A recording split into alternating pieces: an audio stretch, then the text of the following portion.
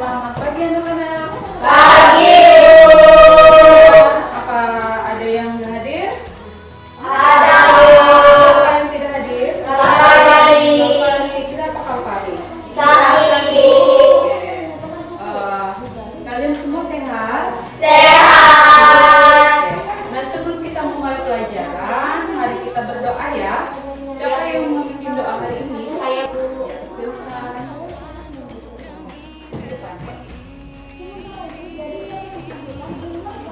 Mari kita berdoa.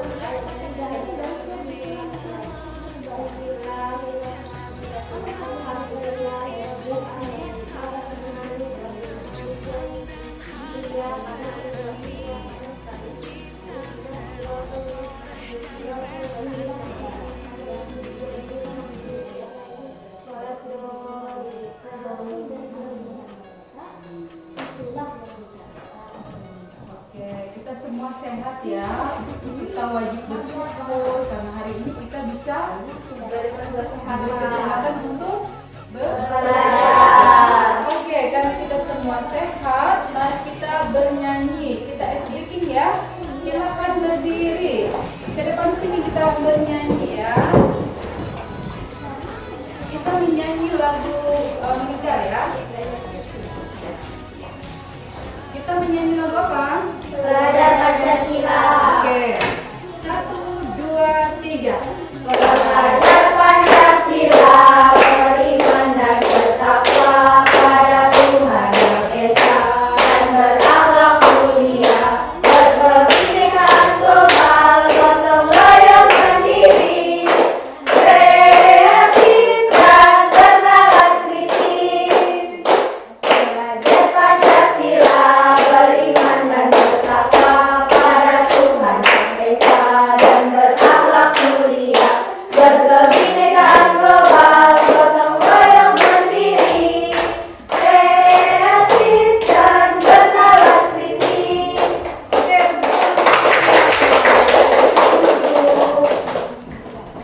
Oke. Semangat ya semua ya.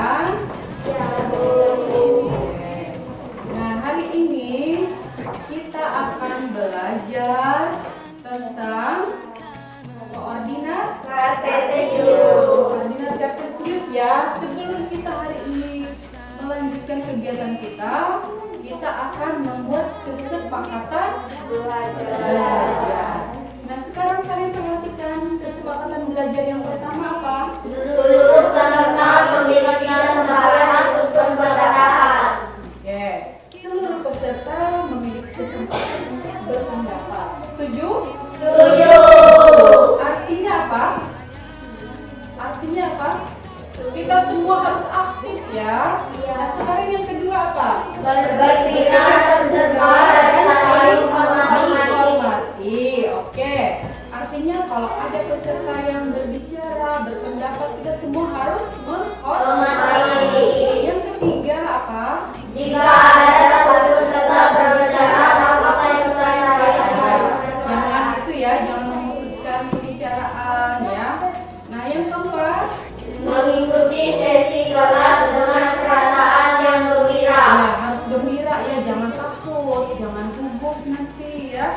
Karena kalau kita gugup, kita tidak konsentrasi. Nah, kira-kira kelompok 1 ada yang perlu ditambahkan? Berpendapat setelah dipersilahkan. Oke, kita tambah ya di sini. Apa tadi? Berpendapat setelah Dipersilahkan. dipersilakan.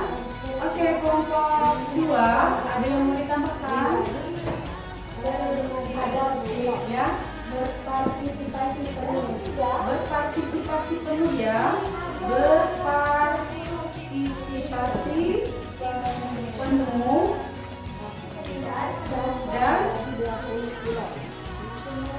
dan aktif ya. Ya, oke. Nah, ini tadi kita ada dapat tambahan ya. Berpendapat setelah dipersilahkan. Artinya, kalau moderator yang mempersilahkan, silakan kelompok 1 kalau ada yang ditanyakan. Nah, baru kita berpendapat.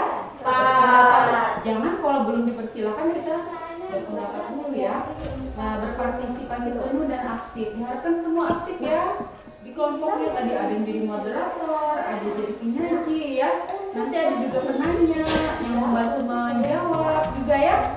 Nah, jadi semua harus aktif dan harus gembira. Ini adalah kesepakatan belajar kita ya. Nah, ingat ini yang akan kita lakukan hingga akhir pembelajaran. Oke, sekarang kita mulai diskusi kita ya. Nah, kita lihat di buku di halaman 53. Tantangan kan kita hadapi, bergandeng tangan untuk negeri, era kita menanti berseri. Kita belajar Pancasila, kita bernafas dalam sila-silanya.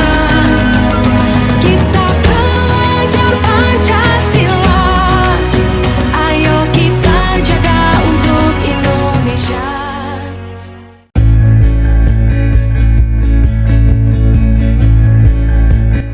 Untuk kita, Bapak, Ibu-ibu guru sekalian yang luar biasa, pagi hari ini mungkin tidak ada Bapak gurunya karena sesuatu dan lain hal tidak dapat hadir bersama-sama kita saat pagi hari ini. Tetapi kita mengucap syukur kepada Tuhan karena kasih setia pemeliharaan Tuhan dalam acara aksi nyata sesi berbagi calon guru penggerak angkatan 6 di SMP Negeri 7 Dusun Selatan ini kita selenggarakan pada saat pagi hari ini. Adapun susunan acara untuk kita saat pagi hari ini, yang pertama terdiri dari pembukaan, kedua menyanyikan lagu Indonesia Raya, ketiga sambutan dari kepala sekolah SMP Negeri 7 Dusun Selatan, yang keempat sesi berbagi dari calon guru penggerak angkatan 6, kemudian yang berikutnya sesi tanya jawab, kemudian doa, dan yang terakhir penutup. Demikian susunan acara kita saat pagi hari ini. Ibu-ibu guru tidak melakukan diri semua.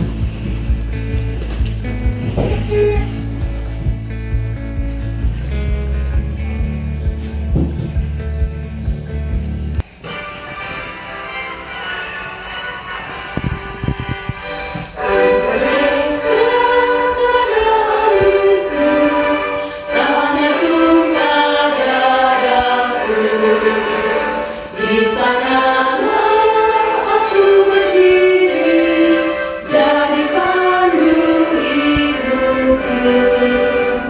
Indonesia bangsaku, bangsa dan tanah airku.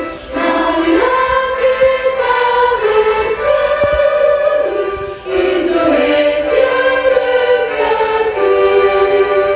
Hiduplah tanahku, hiduplah negeriku, bangsaku semuanya. Bangunlah jiwanya, bangunlah badannya untuk Indonesia Raya. Indonesia merdeka, merdeka, tanahku, negeriku yang tercinta. Indonesia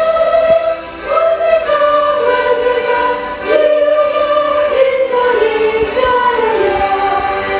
merdeka, hiduplah Indonesia Raya. Indonesia merdeka, merdeka, tanahku, negeriku yang tercinta. Indonesia merdeka, merdeka, hiduplah Indonesia Raya.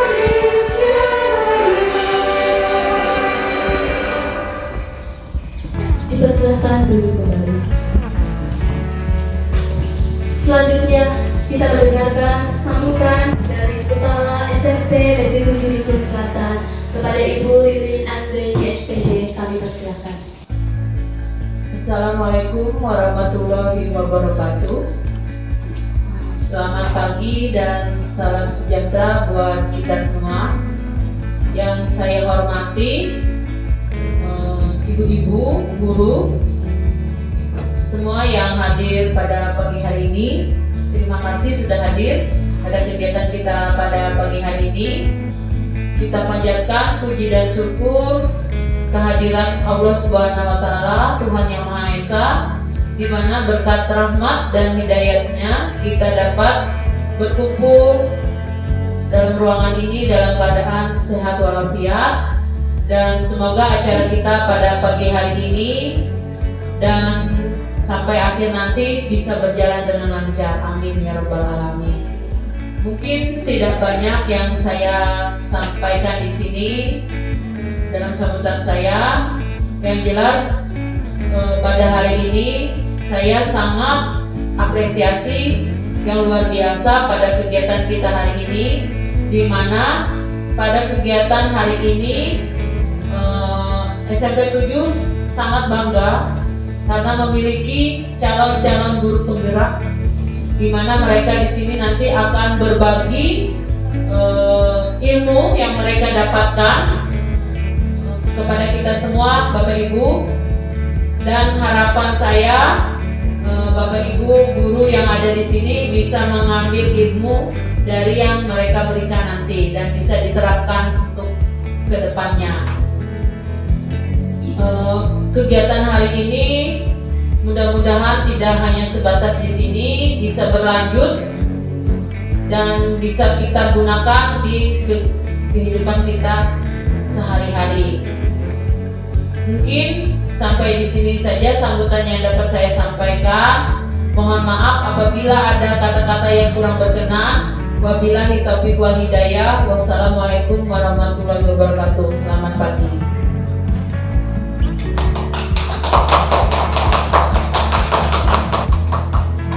Baik, selanjutnya kita akan mendengarkan paparan pada sesi berbagi yang disampaikan oleh calon guru penggerak atas nama Ani Bebiana SPD. Baik, terima kasih kepada pembawa acara.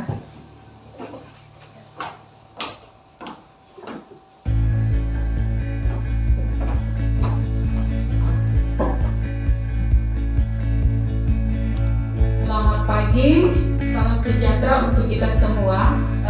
Yang saya hormati Ibu Kepala Sekolah SMP Negeri 7 Dusun Selatan. Yang saya hormati rekan-rekan guru. Puji dan syukur karena pada hari ini kita bisa berkumpul di sini dalam keadaan sehat. Saya mengucapkan terima kasih kepada Kepala Sekolah yang telah memberi dukungan kepada saya untuk mengikuti program calon guru penggerak angkatan 6 Kabupaten Barito Selatan. Sekarang saya mau memaparkan dan berbagi dengan Bapak Ibu ya aksi nyata saya selama saya mengikuti pendidikan calon guru penggerak. Nah, di sini aksi nyata yang sudah saya lakukan adalah tentang budaya positif pada modul 1.4. Budaya positif itu merupakan perwujudan dari nilai-nilai universal yang diterapkan sekolah. Budaya positif diawali dengan perubahan paradigma tentang teori kontrol. Baik Bapak Ibu, untuk lebih semangat, mari kita bernyanyi dulu ya. Mari kita berdiri. Oke. Semangat ya, keras ya suaranya ya. Saya hitung sampai 3, kita akan memulai. 1, 2, 3.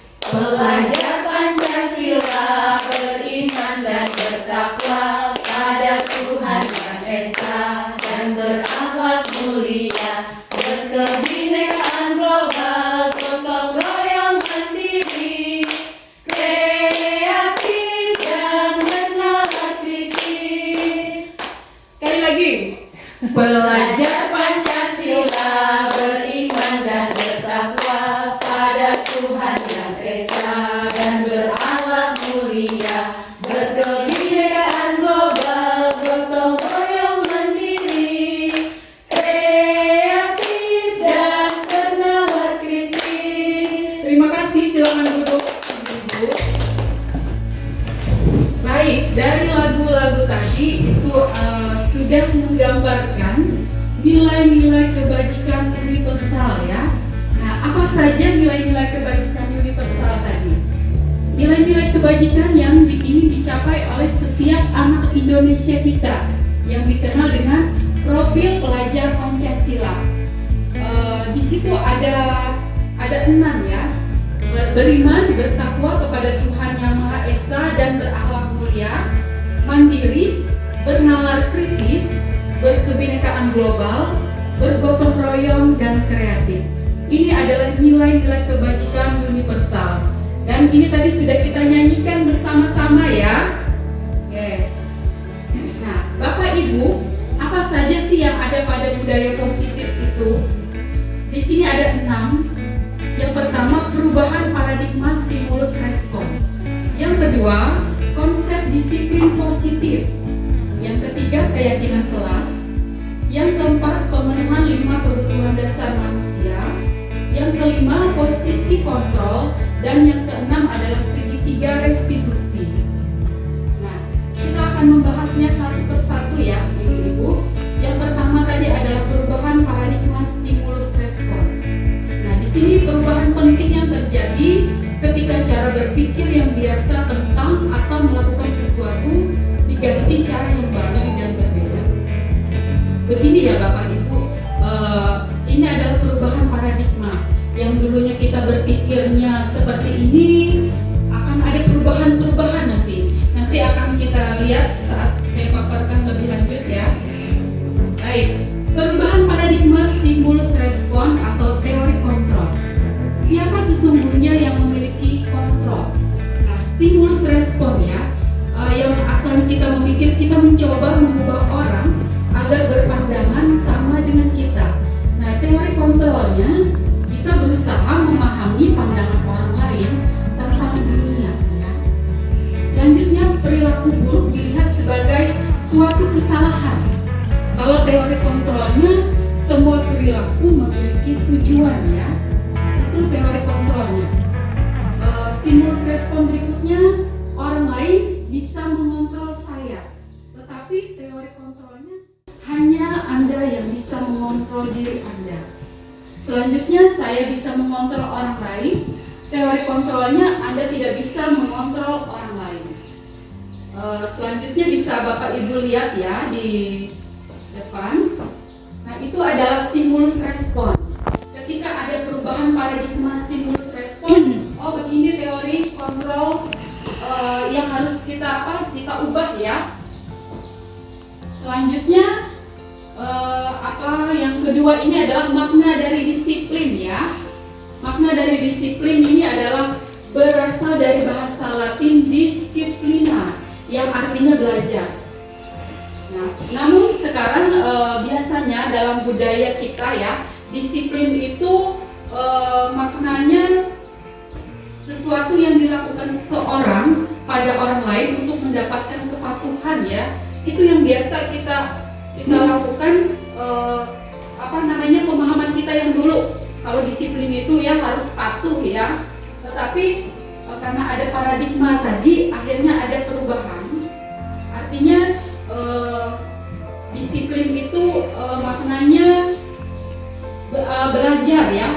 Belajar berkonotasi dengan disiplin diri. Murid-murid Socrates dan Plato itu makna dari disiplin tadi. Dan disiplin ini membuat orang menggali potensi menuju sebuah tujuan. Itu adalah paradigmanya ya. Selanjutnya, keyakinan kelas. Mengapa kita tidak peraturan saja? Mengapa harus keyakinan kelas? Kalau dulu kan kita peraturan ya, peraturan. Nah, sekarang kita ganti dengan keyakinan kelas. Ini adalah paradigmanya ya. Mengapa? Mengapa kita memiliki peraturan harus menggunakan helm bila mengendarai kendaraan roda 2? Nah, mungkin itu ada jawaban di hati ibu mengapa ya? Ada macamnya ya. Karena takut polisi mungkin. Itu untuk motivasi intensif kembali ke nilai-nilai keyakinan yang lebih menggerakkan seseorang dibandingkan mengikuti serangkaian peraturan-peraturan tadi.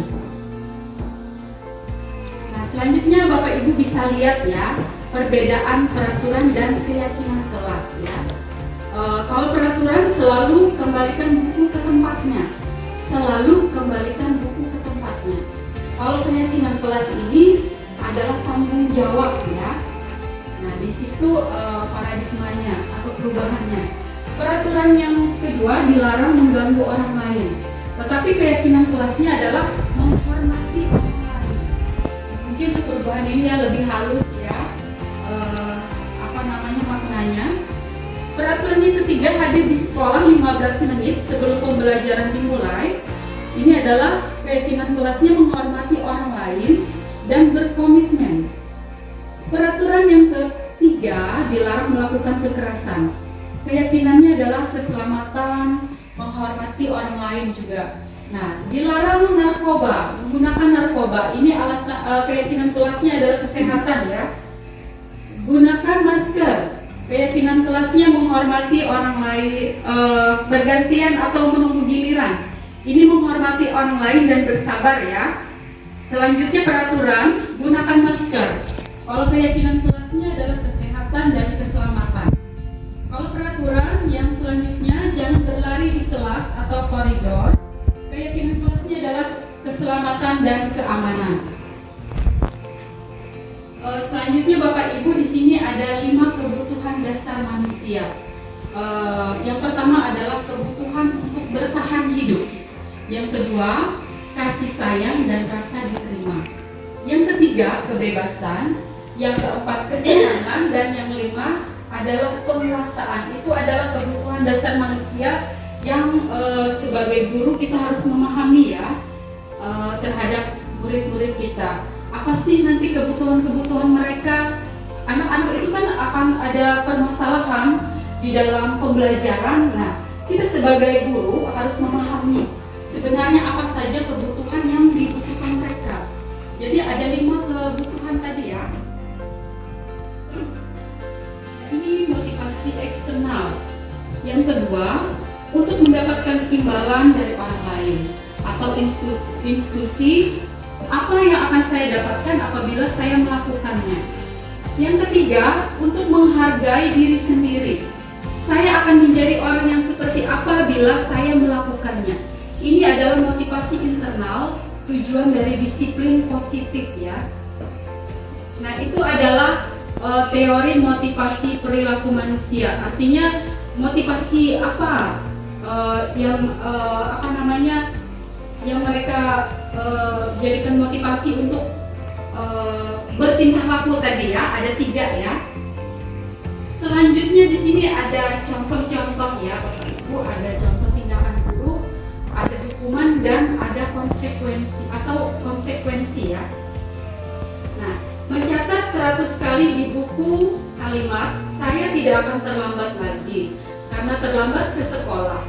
Nah, itu adalah hukuman ya Bapak Ibu. Jadi itu ada hukuman. Selanjutnya, lari mengelilingi lapangan basket 2 kali karena terlambat hadir di sekolah. Itu adalah hukuman. Yang ketiga, menggantikan kertas tugas teman yang telah dicoret-coret. Nah, itu adalah konsekuensi. Membersihkan tumpahan air di meja tulis karena tersenggol pada saat belajar. Itu adalah konsekuensi. Murid disuruh untuk mengenakan sepatu seharian di sekolah karena tidak mengenakan sepatu hitam. Itu adalah hukuman. Lari mengelilingi lapangan basket 2 kali karena terlambat 10 menit untuk pelajaran PJOK. Ini adalah konsekuensi. Jadi kenapa ini konsekuensi, lari mengelilingi lapangan basket 2 kali? Padahal itu kan seperti hukuman, tetapi karena itu adalah pelajaran PJOK ya. Nah, jadi itu bukan merupakan suatu hukuman tapi konsekuensi ya. Oke. Nah, selanjutnya perbedaan hukuman dan konsekuensi. Nah, hukuman itu adalah sesuatu yang menyakitkan dan harus terjadi ya Bapak Ibu. Kalau konsekuensi adalah sesuatu yang harus terjadi, tapi tidak dalam bentuk hukuman ya. Selanjutnya membuat anak sakit, fisik maupun hati untuk jangka waktu lama. Tentunya kita punya posisi kontrol ya. Ada 5 posisi kontrol di situ. Yang pertama adalah penghukum. Yang kedua, pembuat merasa bersalah. Yang ketiga, teman. Yang keempat, pemantau. Yang kelima, manajer. Nah, Bapak Ibu bisa lihat ya, dari 5 posisi kontrol itu kira-kira Bapak Ibu itu pernah atau melakukan persoalkan yang mana? Apakah sebagai penghukum, atau pembuat orang merasa bersalah, atau teman, atau pemantau, atau manajer ya? Nah, kira-kira yang mana bisa Bapak Ibu renungkan, refleksikan di diri ya? Penghukum itu tadi menghardik, menunjuk, menyakiti, menyindir. Itu adalah penghukum ya. Nah, kalau pembuat merasa bersalah itu berceramah dari mengatakan seharusnya ibu kecewa. Kalau teman membuatkan alasan-alasan untuk murid. Kalau posisi Bapak Ibu sebagai pemantau, menghitung dan mengukur. Nah, kalau sebagai manajer, mengajukan pertanyaan-pertanyaan ya Bapak Ibu. Nah, di situ ada contoh guru berkata ya pada penghukum ya, kalau kamu tidak melakukannya, awas ya, rasakan ya. Nah, itu penghukum gitu ya. Nah, kalau pembuat merasa bersalah, kamu seharusnya sudah tahu ibu lelah sekali mengatakan itu, stres rasanya. Nah, itu adalah pembuat orang merasa bersalah. Anak akan merasa bersalah ya. Seperti itu. Apa peraturannya? Nah, dan sebagai manajer, apa yang kita yakini, apa yang bisa kau jelaskan tentang memperbaiki masalah ini? Selanjutnya hasilnya apa? Di situ bisa dilihat ya. Hasil dari penghukum tadi adalah anak-anak bisa memberontak ya, menyalahkan orang lain dan bisa berbohong ya, karena dia takut lalu dia bisa berbohong. Tetapi kalau kita membuat orang merasa bersalah, nanti dia akan menyembunyikan diri. Baik Bapak Ibu, saya akan memaparkan aksi nyata modul 1.4 tentang budaya positif. Karena berhubung tenaga surya kita drop, jadi saya langsung menggunakan laptop.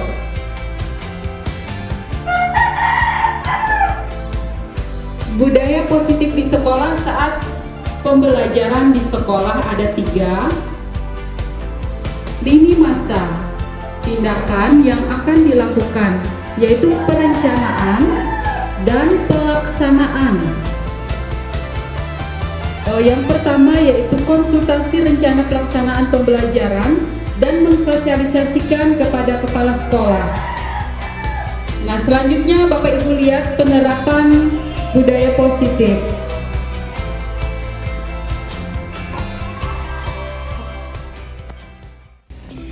Silakan.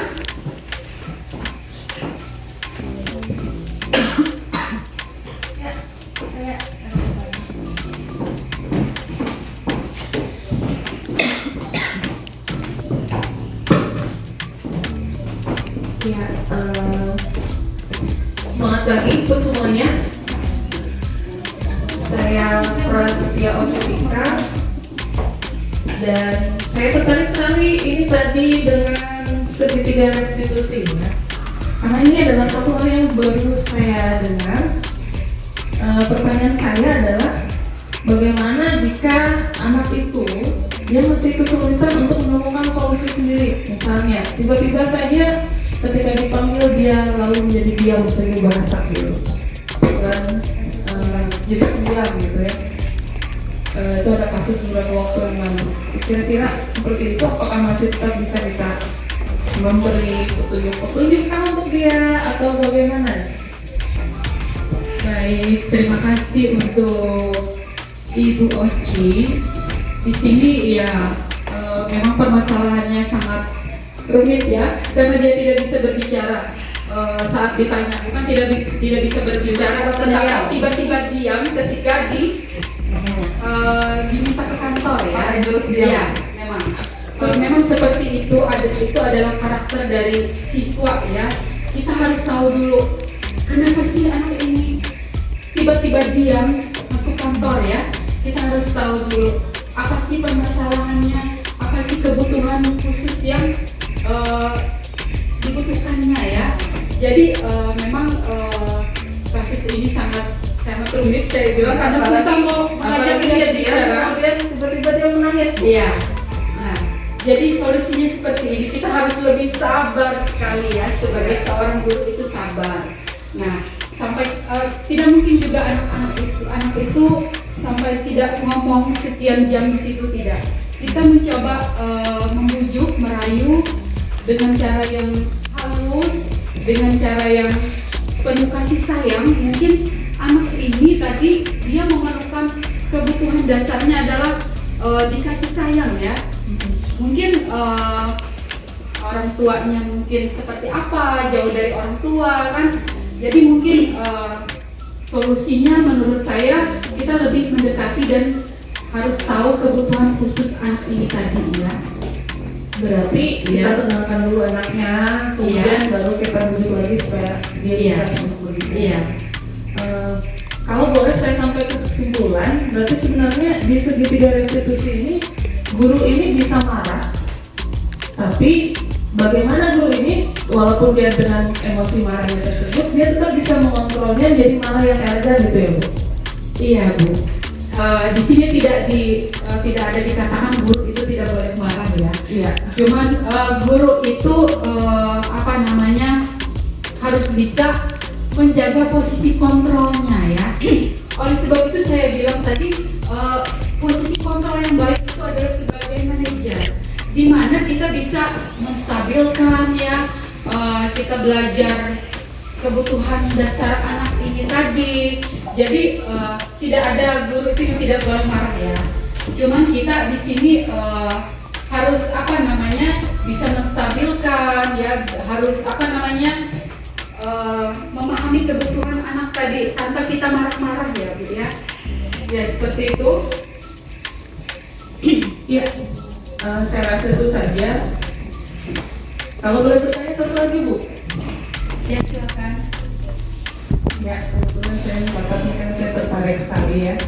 Tadi ada di sini disebutkan kalau guru itu berkata saya kecewa denganmu, itu membuat murid itu merasa bersalah. Sejujurnya saya juga pernah mengungkapkan emosi saya, karena saya ingin murid ini belajar bahwa di dalam kehidupan ini orang itu punya emosi bermacam ragam. Sehingga saya juga pernah sebenarnya mengungkapkan ada rasa kecewa saya. Misalnya ketika mereka tidak mengerjakan tugas seperti itu. Tapi ternyata itu termasuk dalam poin membuat merasa bersalah ya. Kira-kira mungkin ini kita bisa diskusi juga dengan ibu-ibu guru yang lain. Bisakah kita mengungkapkan emosi kecewa kita itu tanpa membuat murid itu merasa bersalah? Hanya untuk menunjukkan kepadanya bahwa oh ini emosi yang dirasakan oleh guruku. Bagaimana kira-kira dia bisa meresponnya secara positif? Baik, terima kasih tadi Bu Oci sudah menanyakan kalau mengungkapkan rasa kecewa tadi itu termasuk di dalam membuat merasa bersalah ya. Oke, sebentar.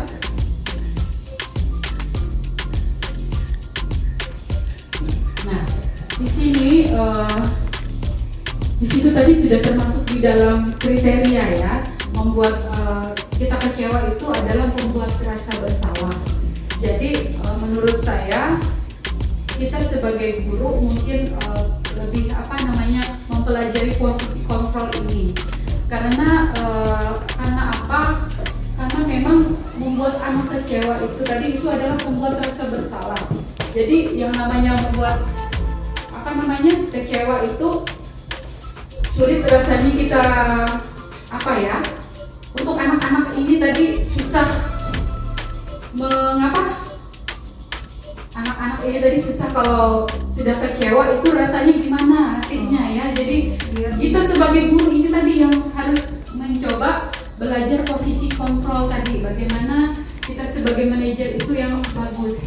Karena anak-anak biarpun seperti apa, kalau kita kecewa dia perasaannya akan merasa tersakiti lah, seperti itu. Berarti kalau bisa saya simpulkan, ketika kita merasa kecewa, bagaimana kita membijaksanai diri saja? Iya. Mungkin kita tahan atau bagaimana kalau tidak menemukan jalan yang membawa sesuatu yang positif, lebih baik ditahan gitu ya Bu. Karena kita harus menjadi manajer yang baik. Iya Bu, ya iya. seperti itu Ibu. Iya. Karena kita di sini belajar untuk posisi kontrol sebagai manajer Bu. Ya. Ya, luar biasa sekali. Terima kasih untuk menjawab pertanyaan saya yang banyak karena saya memang tertarik sekali. Terima kasih Bu Ani. Terima kasih Bu Aci. Kembali, dipersilakan bertanya. Silakan Ibu ini.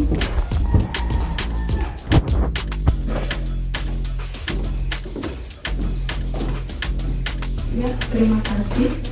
Di sini saya akan melakukan pertanyaan untuk Ibu Ani. Tadi kita sudah mendengar paparan yang disampaikan oleh Ibu Ani. Jadi kita sudah beberapa kali mencoba melakukan budaya positif yang sudah diterapkan di sekolah kita.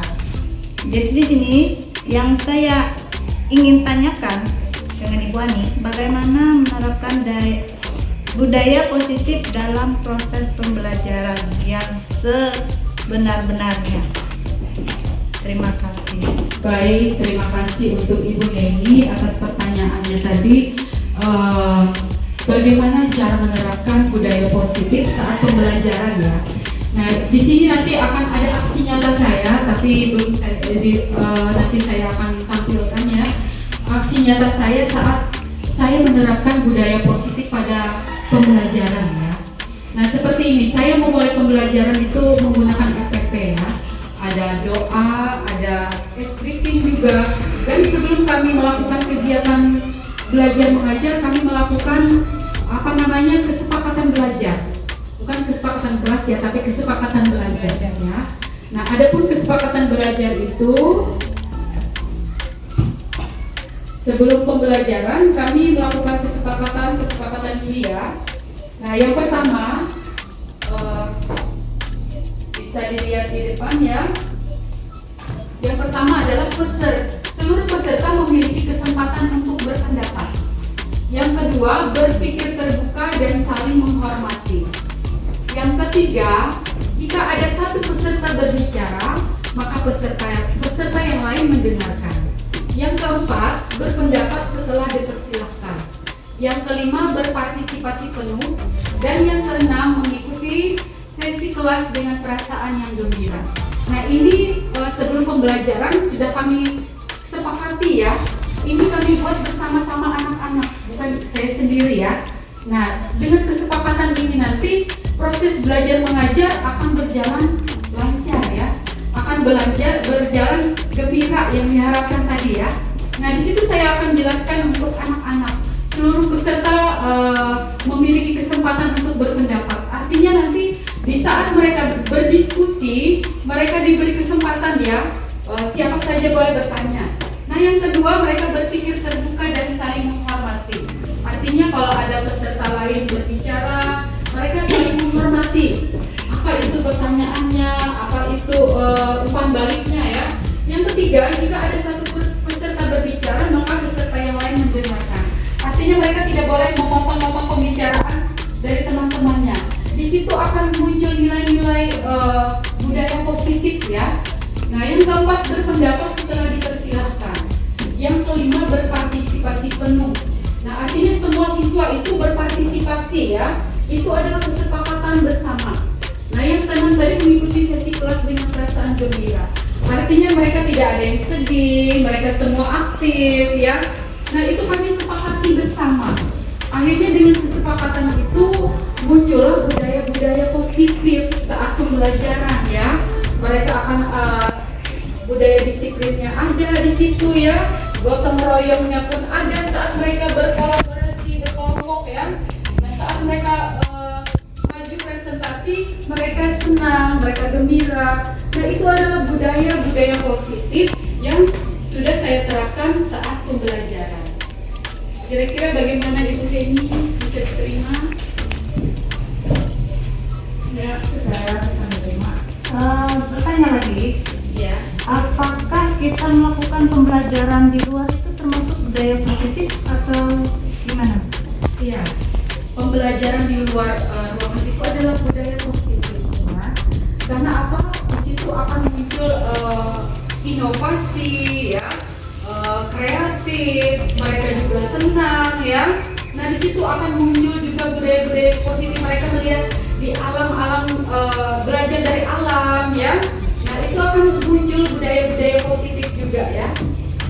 Bagaimana Bu? Ya, terima kasih. Oke, Alhamdulillah bisa diterima baik. dan bisa jadi tambahan untuk motivasi saya. Terima kasih Bu Reni. Selanjutnya, kalau ada masih umpan balik dari Ibu mungkin.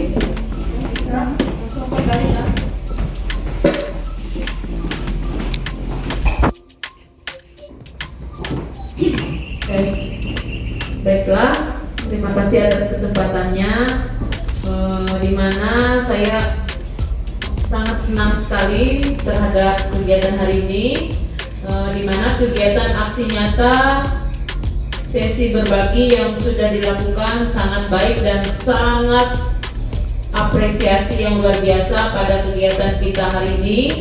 Dan harapan saya Bapak Ibu guru yang ada di sini bisa mengambil ilmunya dan bisa menerapkannya, di mana dengan menerapkan budaya positif di lingkungan sekolah tentunya akan menciptakan lingkungan belajar yang menyenangkan. Lingkungan belajar yang menyenangkan tentunya membuat siswa-siswi kita senang berada di sekolah, itu sudah pasti ya. Mungkin itu saja yang bisa saya sampaikan. Terima kasih. Selamat pagi. Baik, terima kasih untuk Ibu Kepala Sekolah yang sudah memberi umpan balik. Terima kasih yang tak terhingga karena sampai detik ini saya masih didukung sebagai calon guru penggerak dan saya bisa berbagi dengan rekan-rekan kerja ya. Itu sungguh sangat luar biasa dukungan dari kepala sekolah dan rekan-rekan juga. Nah, mungkin Bapak Ibu mungkin itu saja ya materi dari budaya positif modul 1.4 sesi berbagi. Terima kasih atas kehadirannya. Saya ucapkan selamat siang.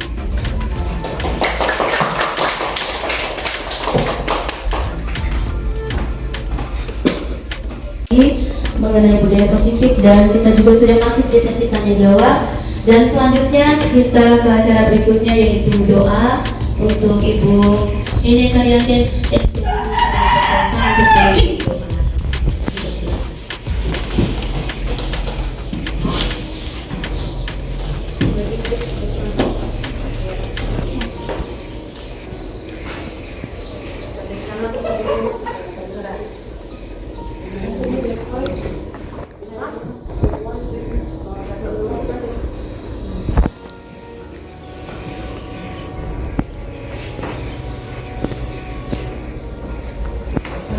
Assalamualaikum warahmatullahi wabarakatuh.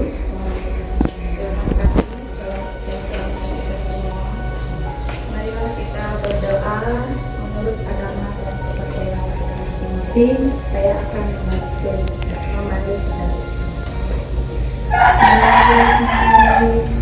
Allahumma ya Allah ya Tuhan kami, tiada kata dan tiada rasa yang pantas kami aturkan kepadamu ya Allah pada pagi hari ini selain rasa syukur kami kepadamu atas segala nikmat dan hidayah yang sudah Engkau anugerahkan kepada kami, sehingga kami hadir dan berkumpul bersama di ruangan ini untuk mengikuti kegiatan aksi nyata sesi berbagi CGP Angkatan 6 STPN 7 Dusun Selatan.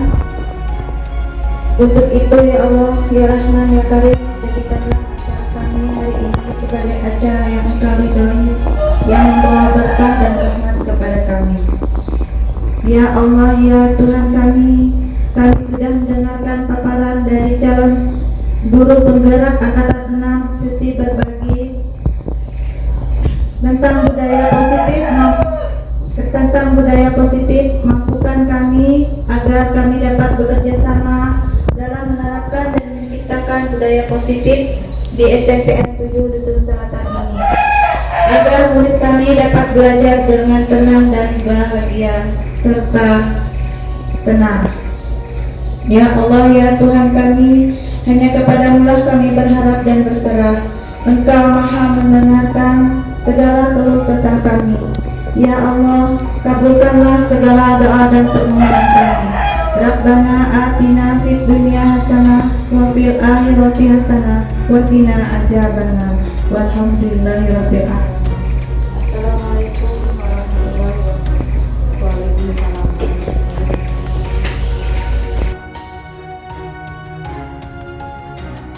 Baik Bapak Ibu, dengan selesainya doa tadi, maka rangkaian acara aksi nyata sesi berbagi dari PDIP Angkatan 6 di SMP Negeri 7 Dusun Selatan telah selesai.